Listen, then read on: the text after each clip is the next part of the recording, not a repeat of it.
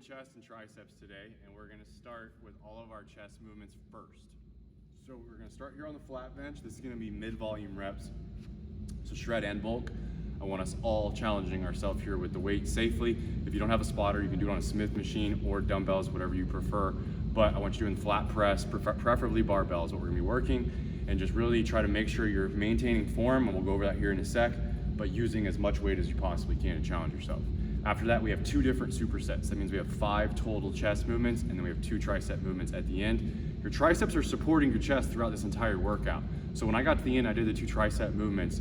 I really had my triceps really get a full pump and had a lot of blood flowing because of the work that we'd already done here. So let's jump into this.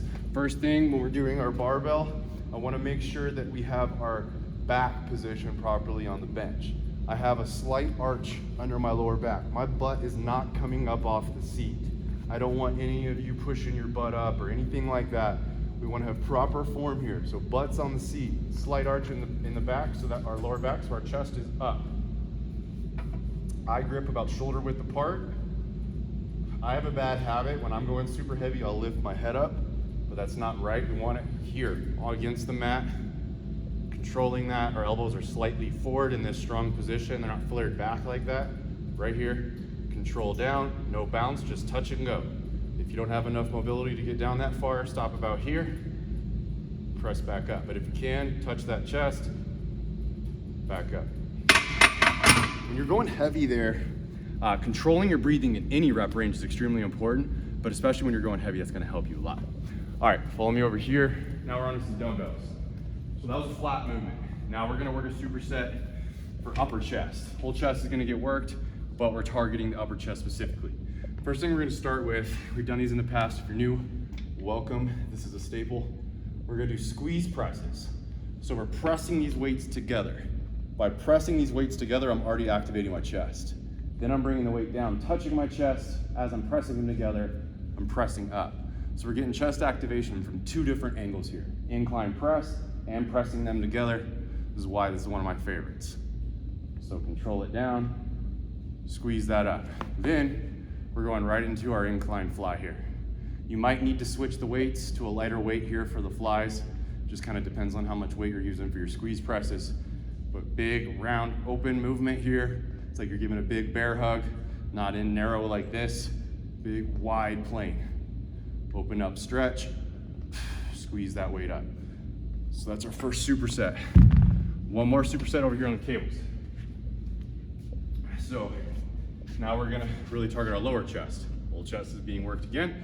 We're targeting the lower chest specifically. We're gonna start with a decline press. So our chest is up, even though we're doing decline. We're just pressing that weight down, pushing our chest out. So chest up, head up, not collapsing over like this. This is the angle we're creating. We can get way more chest activation, really push that chest out and squeeze. Then all we're gonna do is go from a press grip, so an overhand grip, to a fly, hammer grip. Same movement, just a different grip, and you'll feel it differently in your chest. And again, you might need to switch up the weight when you go for presses to flies. Just make sure you're using the most weight you can with proper form. Every single time on every movement, unless I specify differently. Okay, so like I said, we've already been using our triceps as our secondary support muscle for everything we've done so far. Now we're gonna isolate them. I need this other handle grip real quick. First thing that we're gonna do to isolate them is a backhand tricep extension with the handle grips. So we've done this with a bar before, we just go here. The reason why I like the handle grips is it gives us more freedom here. So we're gonna go backhand, and then those pinkies are turning in and away from each other. So I'll show you that again. As I go back up, pinkies go back towards each other. So it looks like this.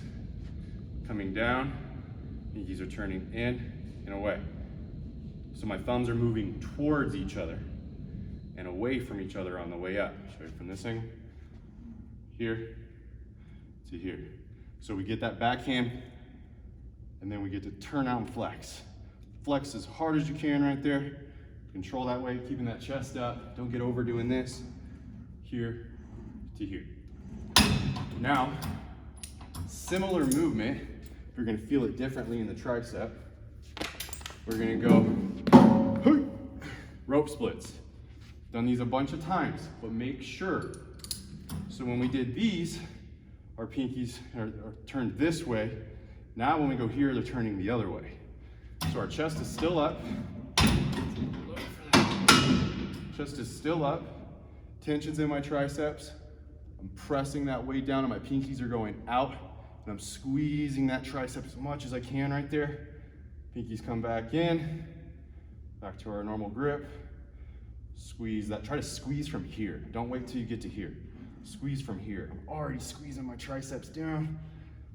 And as I go out like that, it just emphasizes the squeeze even more. Heart's gonna send more and more blood to those triceps. All right, so my legs are cooked. I don't know about you. Hopefully your legs aren't as sore as mine, or hopefully they are. That's a good thing. It means you got some good work done like I did. I think we all need a little time to recover. So I'm not gonna bump us to 60.